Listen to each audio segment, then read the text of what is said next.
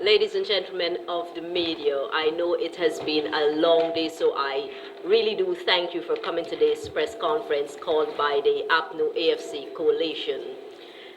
We have brief statements, but before we get into the statements by the co-chairs of the coalition, Mr. Joe Harmon to my far left and Mr. Raphael Trotman to my immediate left, I kindly ask that you put your cell phones on vibrate, silent, so that we can comfortably proceed with the press conference.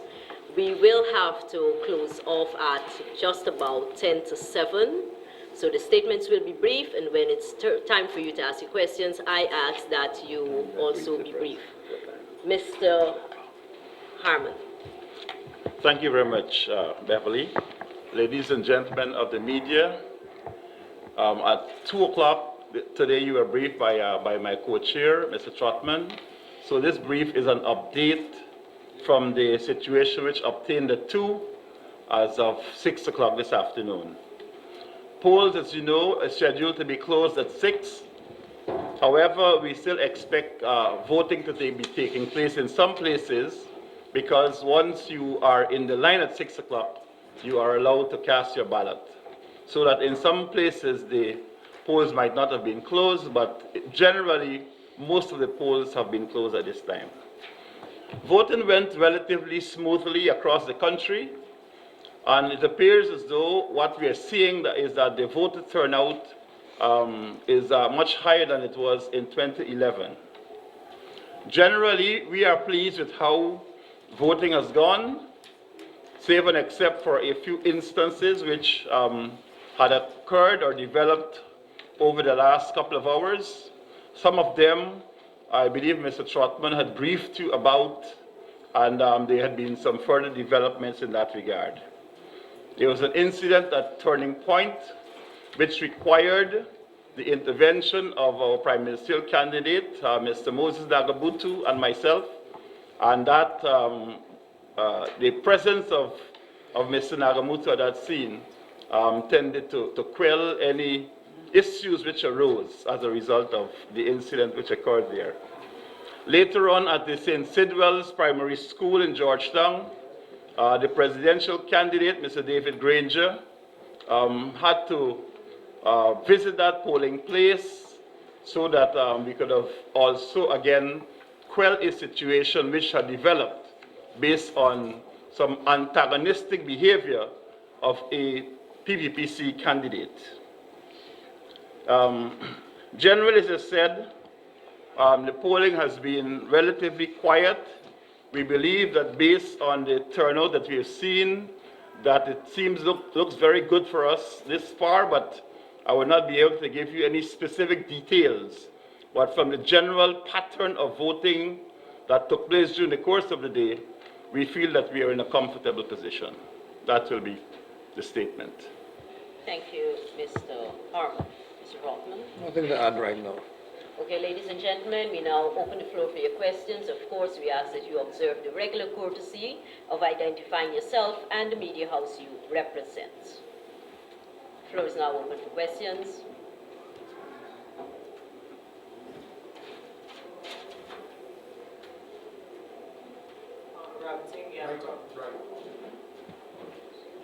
Ravin Singh, Guyana Chronicle. Mr. Granger would have expressed some amount of concern regarding the changing of polling stations at last minute. Were there any of these occurrences today that would have raised concern with the party?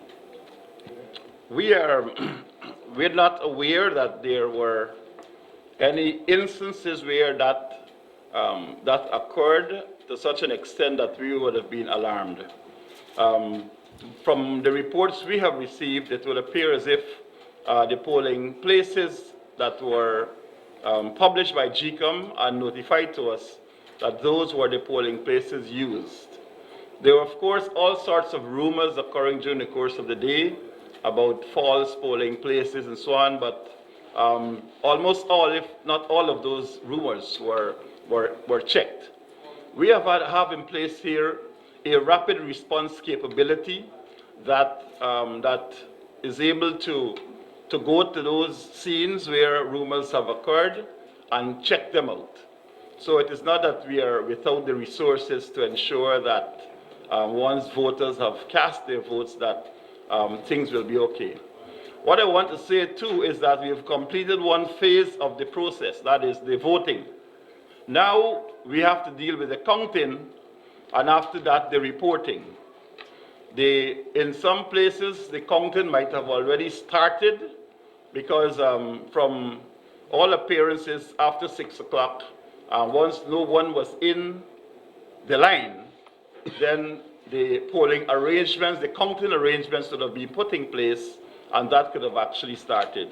We believe that this is going to be a very, very important phase, because once the citizens have actually done what they had to do, and they've done this, they've voted, then it is really up to the administration of the elections to ensure that those votes which people casted are properly counted and recorded and reported accordingly. Gentleman at back. Levi Smith, iNews. Mr. Trotman, could you confirm if the coalition was able to ascertain the age of that underage voter, and if the person is in police custody? I can't say that we've been able to ascertain the age because it's on investigation, but as far as I've been informed, yes, the person did leave in the custody of the police. Whether they're still in the custody, I have not had a chance or an opportunity to follow that up. The issues of concern, namely since Sidwells and the incident at Turning Point, did the coalition report any of this well, informally, or would have made any mention of it to the observers during the course of the day? Well, as I stated on both of those instances at 2 o'clock, they are now all over social media. People are calling from Europe and North America about these incidents. The observers, I did see some observers at Turning Point. I don't think that they were avoidable. In fact, I've just returned from Seafield Sophia. Some of you may have been there, where there's a report of an illegal polling station. I was invited partially into the building. It's a PPPC command center, but the residents are adamant that there's something illegal taking place there. The police is on the scene and carrying out investigations as well, so I wouldn't want to go further to reporting. But we're going to get throughout the night reports of ballot boxes being moved, of attempts to do things. That seems to be the norm when it comes to elections in Guyana. We're remaining focused, relying on our polling agents and our officials on the ground to give us accurate reports. But the rumors are flying, as Joe said. Any other questions? Just hold a minute. Can we pass the microphone over to him, please? Clarence Broderson, Guyanese for Peace. We know of an incident where Mr. Granger had to go and calm things down and so on. We want to know, are all the members, what role are all the other members playing in keeping the citizens, keeping your supporters calm and lawful?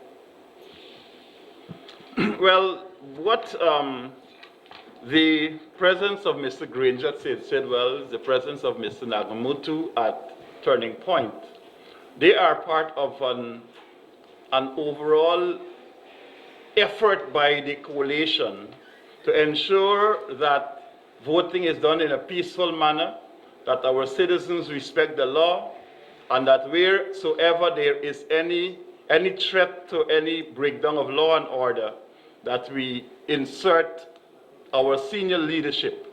That is to say that on the ground, we have our candidates spread out all across the country. The candidates are all there.